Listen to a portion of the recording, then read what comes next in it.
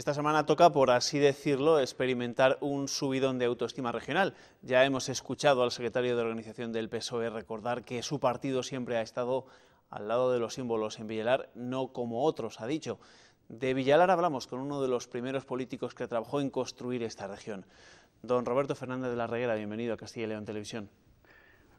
Muchas gracias por venir, como el año pasado también, y estoy encantado de estar con vosotros. Vamos a hablar de Villalar. Fue usted secretario del Consejo Regional de Castilla y León. Esas declaraciones que acabamos de escuchar de Pedro Muñoz, ¿significan que todavía se siguen poniendo etiquetas a los partidos que participan y que no participan tanto quizá en Villalar? Bueno, yo creo que convendría recordar un poco la historia de cómo comienza Villalar. En el año 1977, en vísperas de las elecciones, de las primeras elecciones democráticas que se celebran en España, el Instituto Regional de Castilla y León, que en aquel momento presidía Julio Valdeón, de los cuales eran los principales dirigentes, y la Alianza Regional de Castilla y León, que presidía el padre Gonzalo, son los que hacen una convocatoria para asistir a Villalar en el año 1977, antes de las primeras elecciones. Pasadas esas elecciones, en los años siguientes, ya gobierna UCD en la preautonomía, y entonces UCD convoca todos los años, convoca también Villalar. Se convoca por UCD, se convoca por el Partido Socialista y por el resto de las fuerzas políticas. En aquel momento no hay ninguna fuerza política que lidere, sino todas las fuerzas políticas juntas hacen un manifiesto y convocan a Villalar. Esos son los inicios de la democracia, por lo siguiente, nadie va detrás de nadie. El comienzo es el que estoy diciendo, nadie va detrás de nadie. Otra cosa es verdad, que hay un lapso de tiempo en el que, coincidiendo con la presidencia de Aznar, llamemos que el Partido Popular se desmarca por otra serie de razones y hay una serie de años en que el Partido Popular no va a Villalar. Y celebra entonces las convenciones estas regionales que se celebran cada año, donde se dan los premios de Castilla y León. En diferentes ciudades. Entonces sí que podemos entender, no sé si esto es una premisa o no, que la fiesta nació más vinculada a la izquierda, o que durante unos años estuvo muy vinculada a la izquierda y que al Partido Popular le costó sumarse a esta fiesta. Claro, pero el Partido Popular se desmarca, por la derecha, llamémoslo, el centro derecha, se desmarca gobernando y Aznar, es decir, se desmarca en el año 87, me parece que es cuando gobierna Aznar, el año que gobierna Aznar, el primer año que gobierna Aznar. Y Villalar comienza en el año 76, el año 76, 77 es cuando comienza Villalar, o sea que está 10 años asistiendo todo el mundo, está asistiendo las fuerzas de centro, las fuerzas de izquierda, las fuerzas de derecha, hasta el año 87.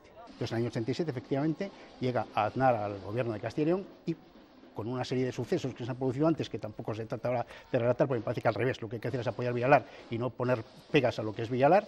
Entonces hay una época en que efectivamente el Partido Popular se desmarca. Y entonces precisamente el Partido Popular de Valladolid es en el que el año 2001, vuelve otra vez con Tomás de Villanueva, con Ramiro Ruiz Medrano, con Juan Carlos Sacristán, conmigo mismo, etcétera, vuelven otra vez a Villalar y a partir ya del año siguiente el presidente Juan Vicente Herrera vuelve otra vez a Villalar, bueno, volvemos un poco a la normalidad que existía en los 8 primeros años. ¿Usted cree que se equivocó Aznar al dejar de asistir o de considerar Villalar la auténtica fiesta de esta región? Yo no hablo de equivocaciones, cada uno toma las decisiones que yo no lo había tomado. Entonces, yo creo que es mejor que exista la fiesta popular, que es Villalar, una fiesta que debe ser festiva, y entonces, por otra parte, que exista además otra cosa, que es la fiesta institucional en distintas ciudades. Me parece que esa es una buena idea. Lo que pasa es que yo creo que Villalar debe seguir potenciándose y yo no me hubiera desmarcado, sin perjuicio que no se trata de hacer ninguna crítica a nadie. Usted como político, ya lo hemos dicho antes al principio, trabajó por la construcción de esta comunidad, fue de los primeros que se puso a trabajar por Castilla y León en el Palacio de la Isla, en Burgos. Ha pertenecido a diferentes partidos políticos, estuvo en la Democracia Cristiana, en UCD, después en el Partido Popular, pero también ha estado en otros ámbitos de la región. Usted fue uno de los fundadores de la librería Villalar. ¿Qué les llevó a aquella experiencia? Porque estamos hablando de los años del franquismo, sí. Donde hablar de autonomía era todo un riesgo, ¿no? En aquel momento, estamos más o menos en el año 1969-1970, hay una serie de gente que nos ponemos de acuerdo, y entonces, por decir nombres significativos de ahora, pues está, por ejemplo, Jesús Quijano en aquella promoción, está Marcos Sacristán, que se va a presentar rector ahora a la universidad, está también el grupo que potencia Villalar en el momento inicial, la librería me refiero. Y entonces, ¿qué se pretende? Se pretenden dos cosas. Una, difundir el libro, no solamente el libro literario, llamemos, sino también el libro político, y se pretende además crear un espacio de encuentro de gentes que querían buscar una fórmula distinta para España.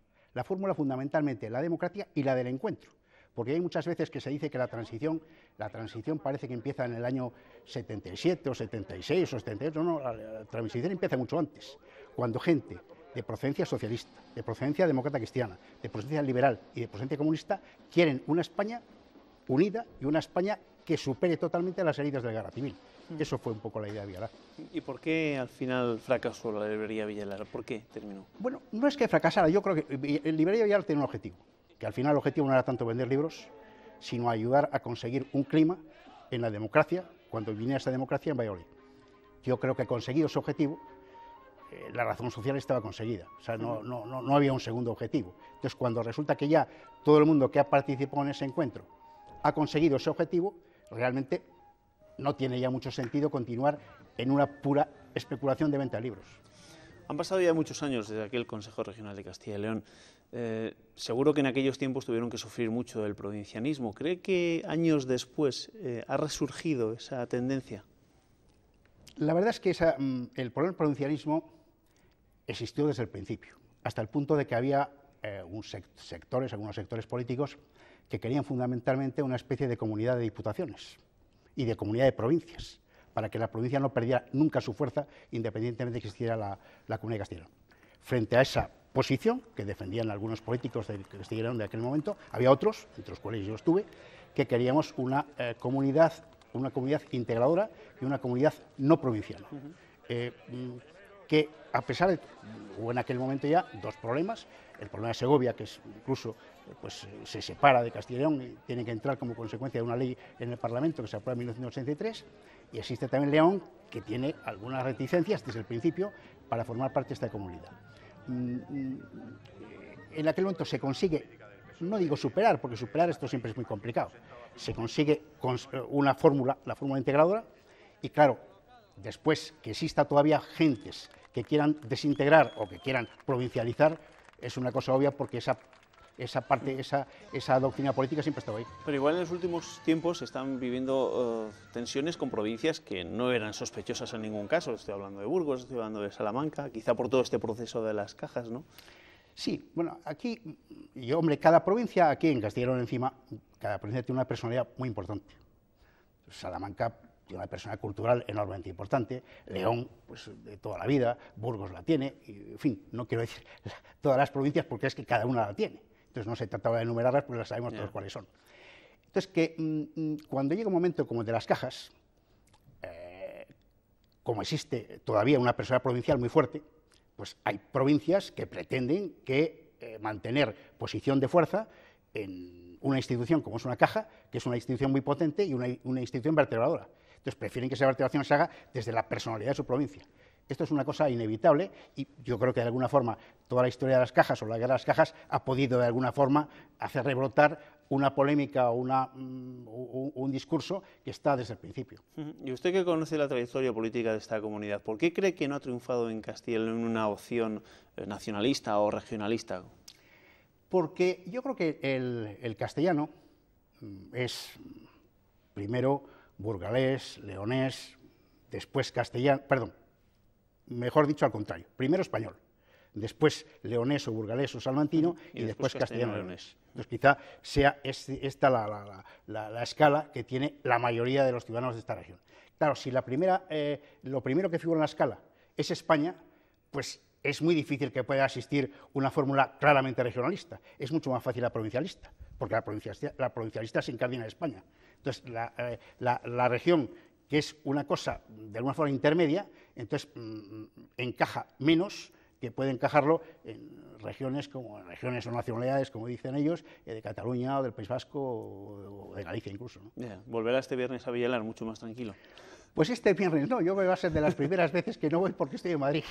Entonces, por circunstancias familiares, me toca estar en Madrid el viernes y yo creo que va a ser de los pocos años que no estoy en Villalar. Pero estaré con el corazón en todo caso. Así como debemos estar. Gracias, don Roberto Fernández de la Rey.